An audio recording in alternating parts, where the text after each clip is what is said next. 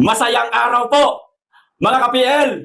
Gigil na gigil pa rin po si NBI Director Malibag.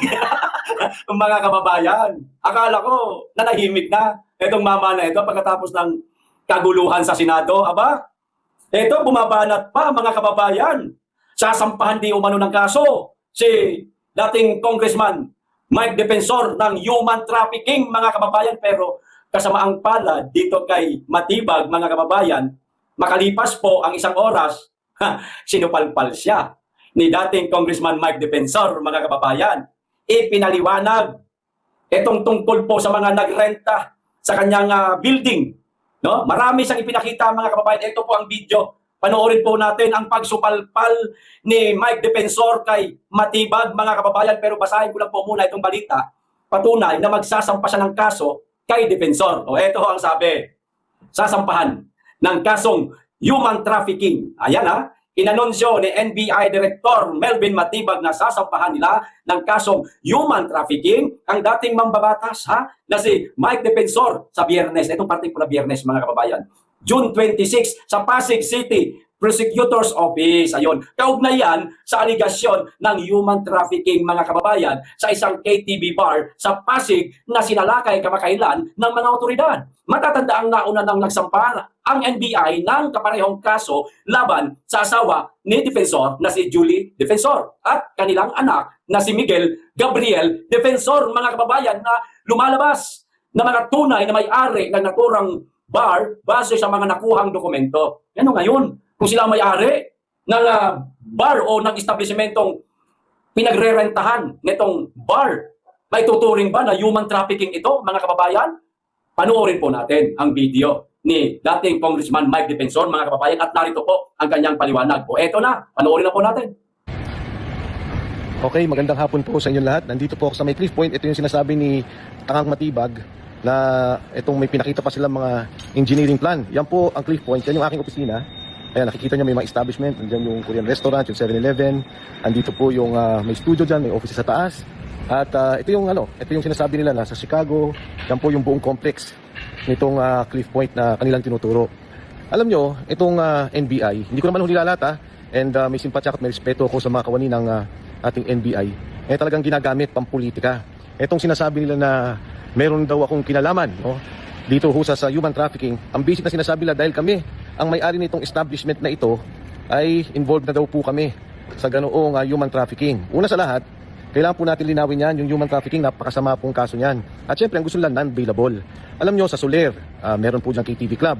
Dyan po sa Shangri-La lang, dito sa may Shangri-La EDSA, maging dito sa City of Dreams, sa Resorts World, dahil po yan may mga KTV. Ang sinasabi nila, meron daw pong human trafficking na para bang pinilit, ginipit yung mga tao o di kayo tinatakot. Yan po yung walang mga katotohanan. At itong establishmentong ito, katulad ng pinakita ko sa inyo, ito pong lugar na to, marami po dito mga investor na magkakasama kami. At kung si Matibag lang nag-imbestiga ng tama, malalaman niya na may mga kasama kami dito na ngayon ay cabinet secretary. At meron din pong isang investor dito na senador. Parating na nandito at maraming mag-witness na dito siya nagpupunta. Pangalawa, ang NBI dapat ginagamit sa tama. Yan pong mga korupsyon, yan ang dapat imbestigahan. Paano magkakaroon ng investigasyon na tama na hinihingi ng taong bayan kung ang asawa mismo ni Attorney Melvin Matibag, na akala mo kung sino, Bureau Director lamang, akala mo kung sino na siya magsalita maging sa mga senador, ito pong mga kalaban nila sa politika, hindi niya maimbestigahan dahil mismong sila involved sa bilyong-bilyong korupsyon sa flood control dyan sa San Pedro, Laguna. Kaya yung kasong sinasabi nila, handa akong harapin yan at alam kong gawa-gawa nila yan, gagawin nilang lahat para makulong po kami, ang lahat na nagsasalita tungkol sa flood control scandal at tungkol sa korupsyon. Yung mga sinasabi ng struktura, paano mangyayari yung struktura? Ito'y lahat inapprove ng Pasig City. Inapprove po to ng building official ng Pasig sa ilalim ng ating mayor, buting mayor, Mayor Vico Soto. Kaya ito pong sinasabi lang mga kalokohan na kung ano nung iniba daw ang building permit plan o ang building plan, wala pong katotohanan. Sa ating pong mga kababayan, yung pong ginagawa nilang pagpapatahimik, may kaso rin kami ni Marcoleta tungkol dyan sa plunder, katulad din po yan, gawa-gawa din po yan at walang katotohanan, lalabanan po namin yan. Ang lahat ng kalaban nila sa korupsyon, ang kanilang kinakasuhan. Ang lahat ng lumalaban sa katiwalian, 1.5 trillion ang ninakaw na pondo sa ating bayan at gusto nilang manahimik tayo. Hindi po tayo tatahimik hanggat walang hustisya, walang nakukulong. Kaya yung NBI, National Bureau of Investigation, ang dapat nyong gawin, mag-imbestiga kayo ng korupsyon. Tulungan ninyo yung ating gobyerno at alamin ninyo talaga kung anong katotohanan sa korupsyong to kaysa ginagamit tayo sa politika. Huwag po kayong maniniwala kay Attorney Melvin Matibag dahil po yan ay bobo. Tanga po yan, hindi niya alam ang kanyang ginagawa. Para po sa ating bayan, sa mga kawani ng NBI, huwag po tayong paggamit. Napakaganda ng ating ahensya. Respetado po tayo. Huwag po tayong pagagamit dito sa mga kalokohan na ginagawa ng NBI na pampolitika lamang. Lahat ng mga kalaban nila ay kanilang kinukulong, pinapatahimik at kinakasuhan. Mahigit 40 na po kaming nakasuhan dito sa problema ng flood control scandal. Lahat naman nagsalita, hindi naman involved sa korupsyon. Wala namang ninakaw pera, pero nagsasalita laban sa korupsyon, kinasuhan na po kami lahat. Pero yung totoong mga involved sa korupsyon hanggang ngayon, laya, protektado, pati nga yung mga freeze order nila, wala na, nakawala na po yung pera. Yan ang ating problema sa ngayon at yan ang dapat nating tugunan. Sa inyo po lahat, magandang hapon ulit at maraming salamat. Tanga, tanga na, bobo pa. Matibag, sir. Tanga ka daw, oh. Ha? Bobo ka daw. Payag ka yan, ha? Abogado ka, bobo ka. Tanga ka pa. Ang sakit, aray mo. Nakuha nyo na, mga kababayan. Ano? Nakuha nyo na. Bakit sinasampahan ng kaso ang mga maiingay sa flood control? Ayon po mismo kay Mike Defensor, mga kababayan, ang asawa ni Matibag ay sangkot din daw po, mga kababayan, sa kickback sa flood control. Hindi niya kayang imbestigahan, natatakot siguro itong si Matibag na magtuloy-tuloy ang pag-iingay ni Defensor at paiimbestigahan itong tungkol sa flood control scam na ito, baka madawit ang asawa ni Matibag. Maaaring isa yan sa dahilan, mga kababayan. Kaya pinatatahimik lahat ng mga nag-iingay, nagbubunyag ng katotohanan tungkol sa maanumalyang flood control project. Kasi madadamay po ang asawa di umano ni Matibag, mga kababayan. Sangkot dawit. Ano kailangan gawin ni Matibag? Patahimikin lahat ng mga maiingay sa flood control issue, mga kababayan. Lalo na itong mga nag-iingay na ito sa flood control, mga Duterte alay, mas lalong manggigigil ho sila. Kaya maaaring yan ang dahilan. Kung ano-anong kaso na lamang po ang isinasampa nila sa mga nag-iingay, nagbubunyag sa flood control scam na yan, mga kababayan. Katulad dito, human trafficking. Kung daw nagkakamali, mga kababayan, yung KTV bar na yan, nagrenta lang ho yan sa building ni Defensor. Tapos human trafficking na. Paano nangyari? Halimbawa ako, meron akong isang establishmento, pinaarkilahan ko, may nagrenta, KTV bar. Meron pang mga kung ano-anong mga negosyo, halimbawa na lang, isang opisina. Dahil ba mayroong KTV bar dyan, pwede na ako sampahan ng kasong tawag dito, human trafficking, at ibintang na ako mismo ang lumabag ng batas, kaya ako sasampahan ng kasong human trafficking. Ganun ba yun? Hindi naman ako mayari Nag-KTV bar na yan Nagre-renta lang sa akin. Yun po ang pagkakaalam ko, mga kababayan. Nagre-renta lang po yan kay Mike Defensor. Tapos siya, ang sasampahan, putang ng gulo, Para lang po yan, mga kababayan, patahimikin ang mga maiingay. Kita nyo. Ang asawa ni Marcoleta, kung natatandaan pa ho ninyo, dinadawit din po. Ewan ko lang kung kinasuhan. Si Marcoleta, kinasuhan.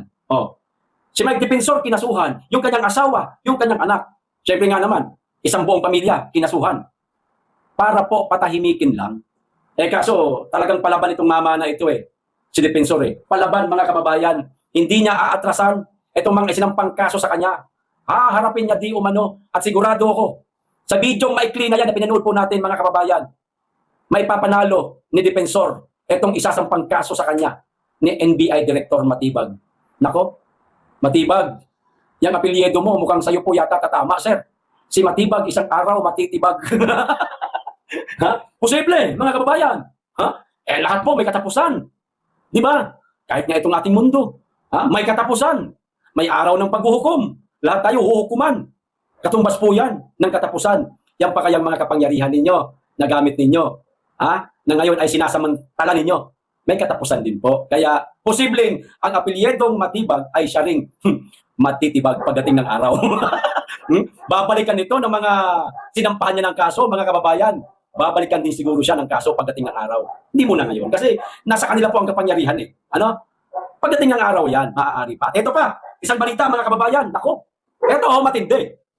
Ayon po sa kumakalat ngayon sa social media, mga kababayan, ito, nililinaw ko, hindi ho tayo sigurado dito, lalabas at lalabas din ang katotohanan kung totoo po ito. Ito, basahin ko. Na mild stroke daw yung pambansang pinsan? Question mark, Totoo kaya? Question mark din po ulit. Ayan, nakikita naman ninyo. Sino ba yung pambansang pinsan, mga kababayan, na di umano'y na mild stroke? Wala akong ibang matatandaan, kundi si Tambaluslos lang po, mga kababayan. Baka totoo, Kung totoo, ito. Sana hindi lang mild stroke. Isagad yun na. Ha? Yung tumabingi, yung uso. Ha? Yung bumaluktot yung kamay. Kabayaran man lang sa mga pang-uumit nila sa kaban ng bayan, makaaganti-ganti man lamang ang mga Pilipino sa ginawa nilang pagnanakaw. Bakit mild stroke lang? Isagad nyo na. Huwag mo na lang patayin. Mas maganda yung stroke na talaga para hindi na makatakbo sa kung anumang posisyon, lalong-lalo na hindi na magiging kongresista. At alam mo yung ninanamnam niya, ha? Yung mananamnam niya, mga kababayan, ang parusa, karma, na dumating sa kanya, yung hirap na niyang maihakbang yung kanyang paa, nakabaluktot na yung kanyang kamay, tabingi na yung kanyang bibig, hirap na magsalita, ultimo paghugas ng kanyang wet packs, hindi niya na magawa. Magandang yun ang magandang ganti sa mga taong kawatan sa kaban ng bayan. Hindi yung diretso matetegi, o swerte naman, diretso pahinga, o kapahingahan kasi, ang pagtegi, ang pagpanaw ng isang tao, kapahingahan yan. Dahil sa kanyang mga pagpapagal, sa lupang magulo, di ba? Mga kababayan, sa mundong magulo. Ayan, kapahingahan yan. Maganda yung yung unti-unti niyang maranasan ba yung hirap ba na, at hanggang sa pagsisihan niya na yung kanyang mga nagawa, humingi ng tawad sa publiko. Yung ganun sana. Pero mild stroke lang daw, mga kababayan. Gaano kaya ito katotoo? Kung totoo man ito, yung mild stroke na, isagad nyo na po. Ikaw na pong bahala. Isagad yun. Makaganti-ganti man lamang po kami. Okay, hanggang dito lang. Maraming salamat. Mag-iingat kayo lagi at higit sa lahat, mahalin po natin ang Pilipinas.